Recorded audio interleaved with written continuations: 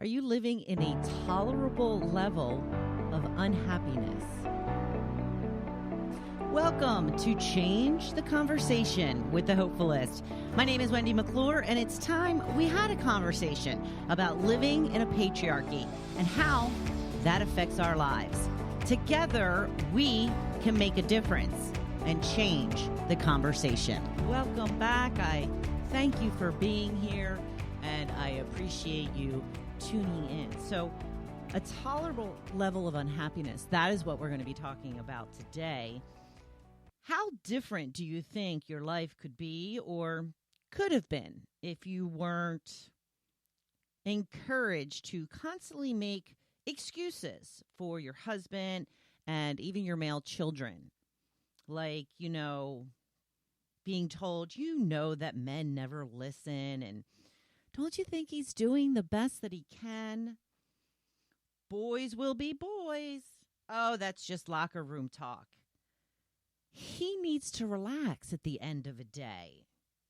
Yeah, these are some of the things that we women have been hearing and dealing with forever.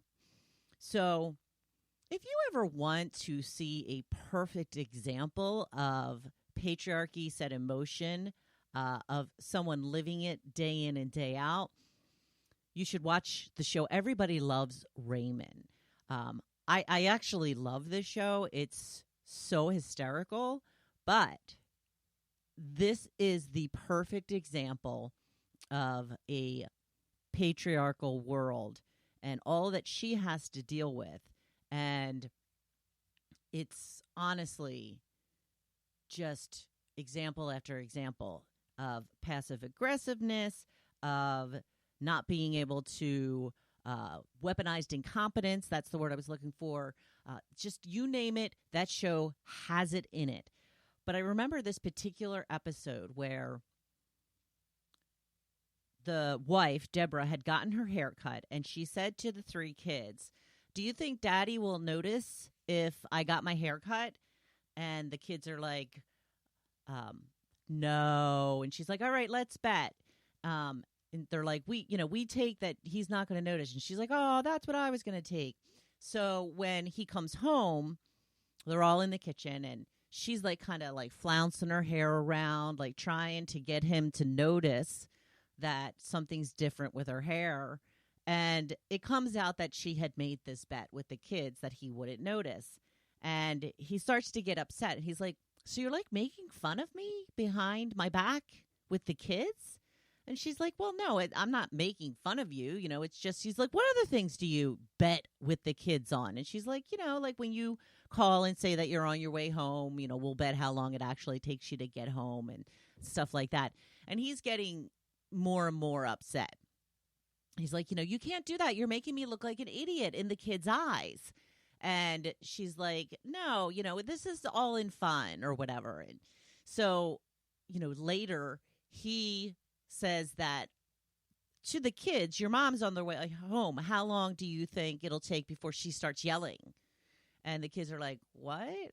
He's like, "Come on, yeah. I bet you that she'll start yelling within 2 minutes." And the kids are like, That's not funny. Like, we don't get it." So he goes on to tell her how it really bothers him that she does this with the kids. And I want to go back to something that I had mentioned and see if you had caught on to this. When he first found out about this, he had said to her, "You're making me look bad to the kids." When in essence, he's the one that's doing it. He's taking the action or the inaction or the not noticing. And she's just pointing that out. But now he's turned her into the bad guy for calling out his problematic behavior. And he talks her into really, talking him up with the kids, trying to make it seem like he's a great dad. He's a cool dad. And, he's cool and they shouldn't laugh at him because, he's a really great dad. And it takes a while for her to convince the kids because they're like, "What? Is this another bet? What are you talking about?" And so this is the example of patriarchy is He has bad behavior. The woman, the wife, comments on it, talks about it with other members of the family.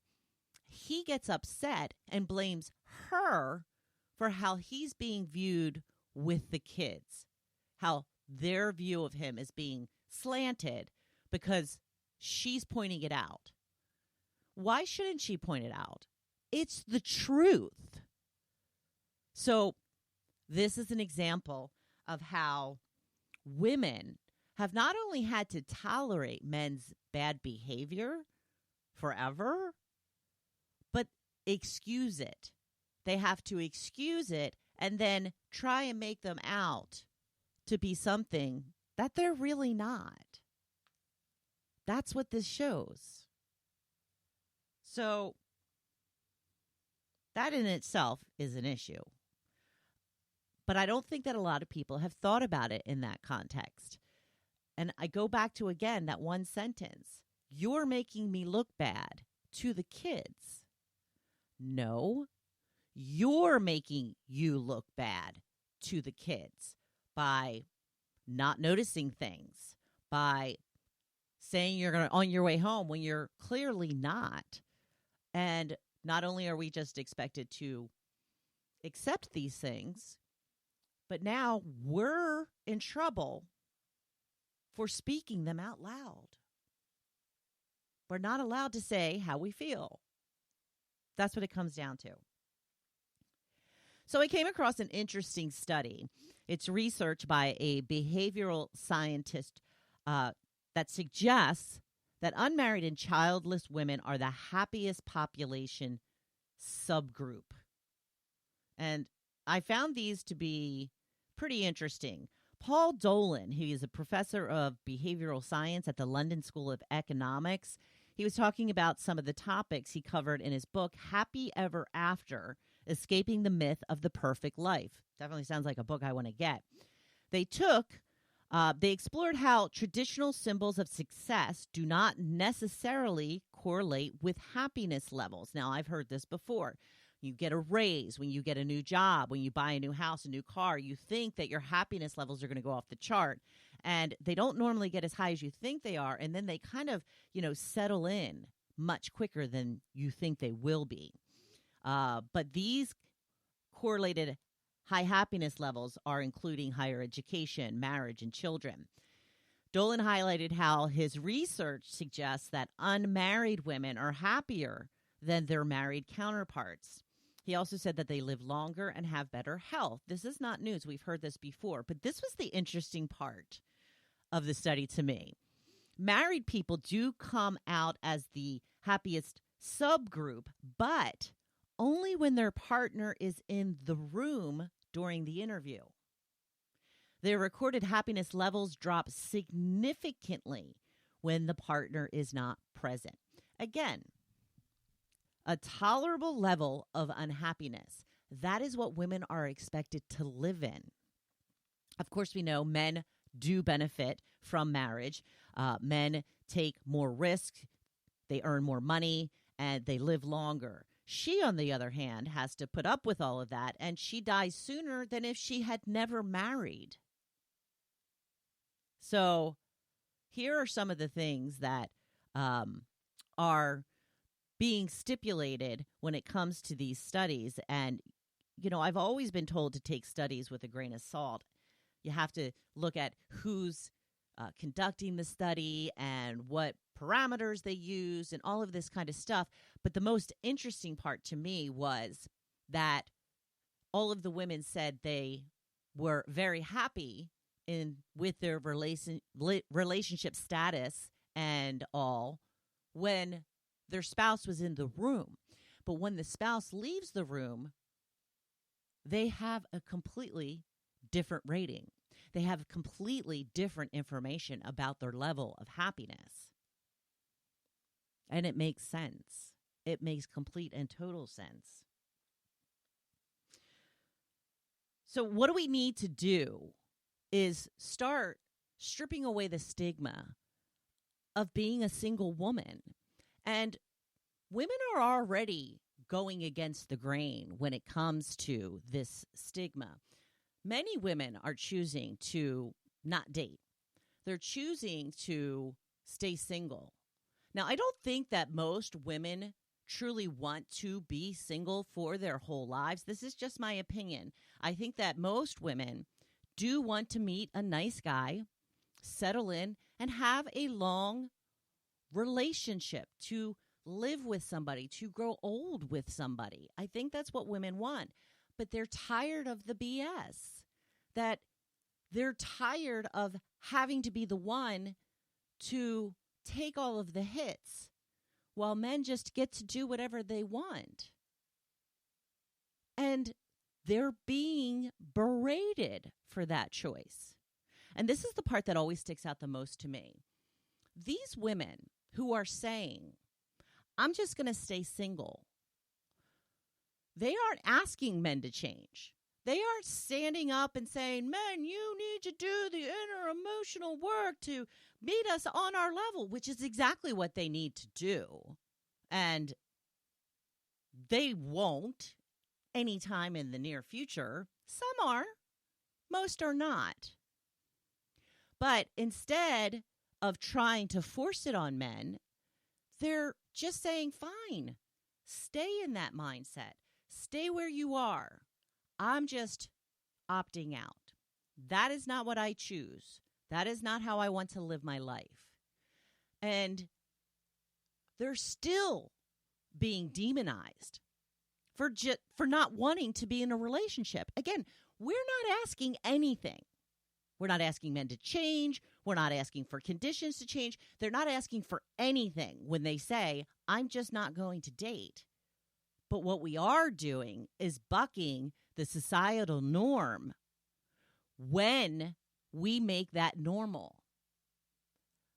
That it's no longer going to be an automatic, what do you mean you aren't dating? You don't want to get married and have a family?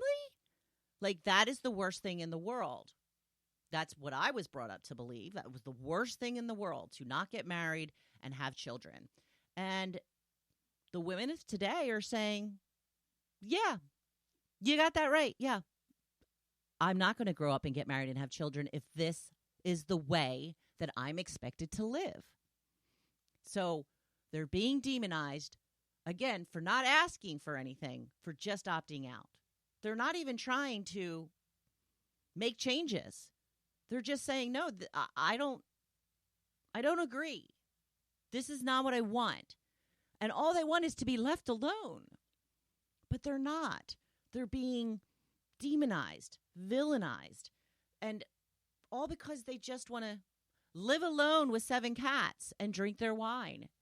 You know, it's so funny to me when men continue to use that. Oh, go ahead. You'll be real happy when you die alone with your 7 cats and your boxed wine. What I say is, don't threaten me with a good time, because that is not looked upon as sad and lonely anymore. That is looked at as something that is desired by most women. You know, change the 7 cats to 7 dogs and I'm good to go. Now, I'm very lucky. I love my husband. My husband is very evolved, though, compared to most men. He understands where I'm coming from. He agrees with me most of the time. Maybe when I walk out the room, he's telling the person that's doing the research something different. I don't know. But he sticks by me. He supports me. And I got to tell you, there are not many men that would be able to be married to a woman that is constantly spouting about patriarchy, constantly talking about how hard women have it, how life can be better and different if we stand up to the societal norms of how marriage goes. There's not a lot of men that could handle that, and he does it very well. But a lot of men would not be able to handle that. So I am very lucky. I love my husband. I don't plan on going anywhere, but I would be okay living with my dogs, however many I may have, and just enjoying my life and not having to put up with somebody else's BS and then have to make excuses for them on top of it. And I want you to put some thought into this. Think about some of the things that I've just mentioned. How has patriarchal conditioning really affected you and your life? Having to make the excuses for your man, having to take on most of the domestic labor, as well as working outside of the home, having to be the go-to parent in all situations. You know, how much different do you think your life could have been or could still be if you had an equal partner instead of what they claim is a husband? Because men are okay with being put down in that sense. Well, men don't listen. You know that. They'll say that themselves. You know that. There's a clip that goes around from the Steve Harvey show when he had his daytime talk show. And there was a doctor there, and a woman stands up, and she's like, you know, I'm really happy in my marriage. I love my husband, but, you know, when I talk to him, I tell him things that I want him to do. He just never does them. And, you know, I don't understand how I can combat that. You know, what can I do to get him to listen and do what I'm asking? And his first response was, well, one thing you've got to keep in mind is you're married to a man. And Steve Harvey's there like, oh, yeah, amen to that. And he's like, you know, men will hear 25% of what you say. And then they will retain like 12% of what you say. And this is just all okay. It's completely acceptable that that's how men listen. Because that's how men listen to their wives. I bet they don't listen like that in the boardroom. I bet they don't listen like that when they're getting instructions from their boss. I bet they don't listen like that when they're keeping track of the golf scores. You know? It's crazy. So think about how your life could be different, how it may have been different in the past, and what you can do to make it different and better in the future. Is there a way that you can talk to your spouse about how what they do makes you feel? Can you try to explain it to them from a point of view that they may have never considered before, and tell them that this is putting you in a tolerable state of unhappiness that may become intolerable at some point if things don't change?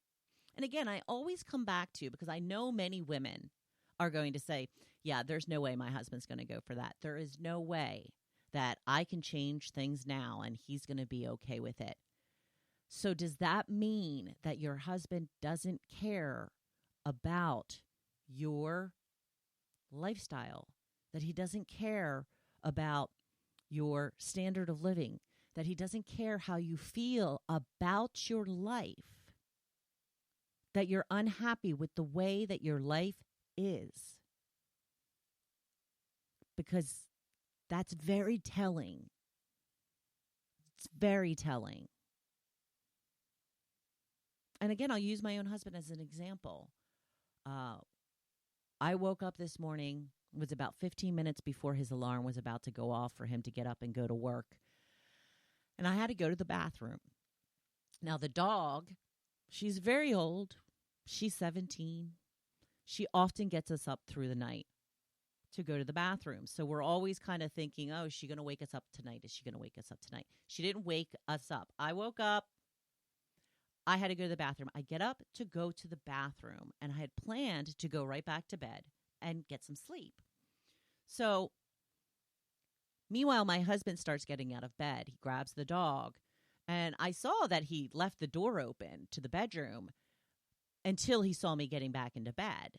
So later, after I woke up and he was at work, I asked him, you know, did Tucker wake you up? Did I wake you up? What happened this morning? He goes, well, I was awake already, And when you went to the bathroom, he goes, I, for some reason, assumed you were getting up. And I didn't want you to have to go out in the snow with the dog, so I got up so I could take her out. How amazing is that? How amazing is that? I mean, he truly cares about making my life easier. And I do for him in different ways, in ways that are meaningful to him. Our marriage is a true partnership. Well, he does a little bit more for me than I do for him. I will admit that. I am very spoiled.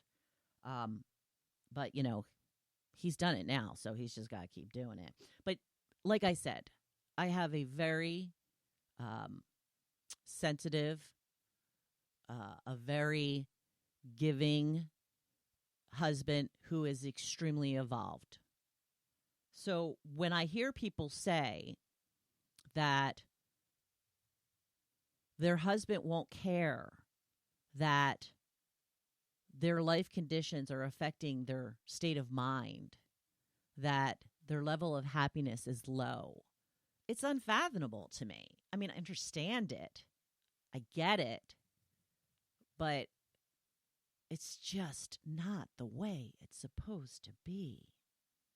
So I urge you to have a conversation to explain to him how you truly feel and how you feel like you have no control over the circumstances of your own life because of all of the situations that we've been talking about. So no one should be living in a tolerable state of unhappiness. But I think that on some level, men think that we should, even if they think that on a subconscious level. And why do I say that? Well, because so many men seem to be shocked when their wives leave them. They're like, I didn't even see it coming. Like, I had no idea. When in reality, she had likely told him a number of times, if this doesn't change, I'm going to leave. You have to start doing this or you have to stop doing that. And nothing changes.